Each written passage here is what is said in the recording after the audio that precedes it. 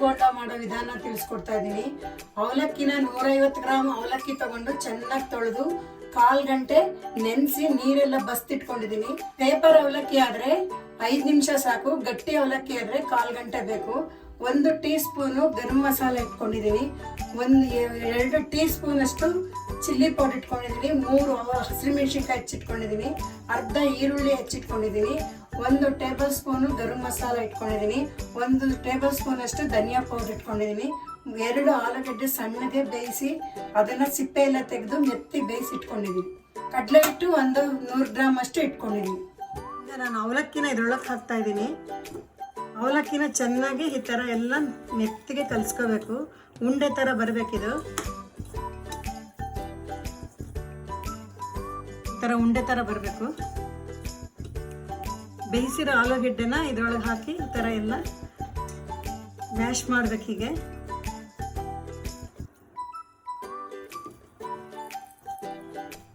Chilli powder ಹಾಕ್ತಾ ಇದ್ದೀನಿ, ಗರಂ ಮಸಾಲೆ ಹಾಕ್ತಾ ಇದ್ದೀನಿ, ಧನಿಯಾ ಪೌಡ್ರ್ ಹಾಕ್ತಾ ಇದ್ದೀನಿ, ಚಾಟ್ ಮಸಾಲ ಹಾಕ್ತಾ ಇದ್ದೀನಿ, ಸಣ್ಣಗೆ ಹೆಚ್ಚಿರೋ ಈರುಳ್ಳಿ ಹಾಕ್ತಾ ಇದ್ದೀನಿ,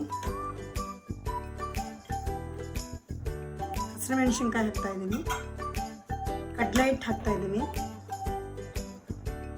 ರುಚಿಗೆ ತಕ್ಕಷ್ಟು ಉಪ್ಪು ಹಾಕ್ತಾ ಇದ್ದೀನಿ. ಆಲೂಗಡ್ಡೆ ಬೇಯ್ಬೇಕಾದ್ರೆ ಒಂದು ಸ್ವಲ್ಪ ಉಪ್ಪು ಹಾಕಿದ್ದೀನಿ, ಅದರಿಂದ ಒಂದು ಸ್ವಲ್ಪ ಉಪ್ಪು ರುಚಿಗೆ ತಕ್ಕಷ್ಟು ಹಾಕ್ತಾ ಇದ್ದೀನಿ.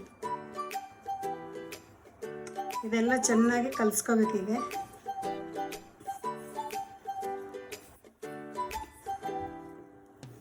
ಈ ಥರ ಚೆನ್ನಾಗಿ ಕಲಿಸ್ಕೊಂಡು ಈ ಥರ ಉಂಡೆ ರೆಡಿ ಮಾಡ್ಕೋಬೇಕು.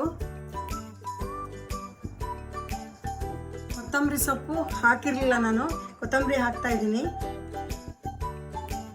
ಬೇಕಾದರೆ ಹಾಕ್ಕೋಬೋದು ಕೊತ್ತಂಬರಿ ಸೊಪ್ಪು. ಇದನ್ನು ಯಾವ ರೀತಿ ಬೇಕಾದ್ರೆ ಆ ರೀತಿ ಶೇಪ್ ಮಾಡಿಕೊಂಡು ಎಣ್ಣೆಲಿ ನೀವು ಕರ್ಕೋಬೋದು.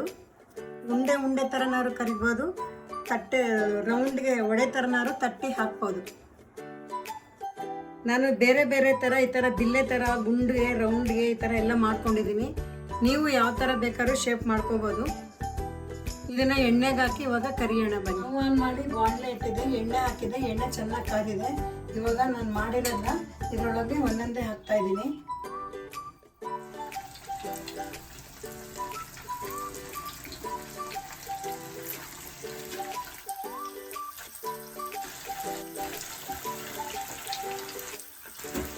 ಸ್ಟವ್ ಮೀಡಿಯಮ್ ಆಗಿ ಇಟ್ಕೋಬೇಕು. ಇದು ಬ್ರೌನ್ ಕಲರ್ ಬರೋವರೆಗೂ ತಕ್ಷಣನೇ ಕೆದಕಬಾರ್ದು. ಒಂದು 5 ನಿಮಿಷ ಆದಮೇಲೆ ತಿರುವಾಕೋಬೇಕು. ಈ ಥರ ಮೆತ್ತಿಗೆ ತಿರುವಾಕೋಬೇಕು.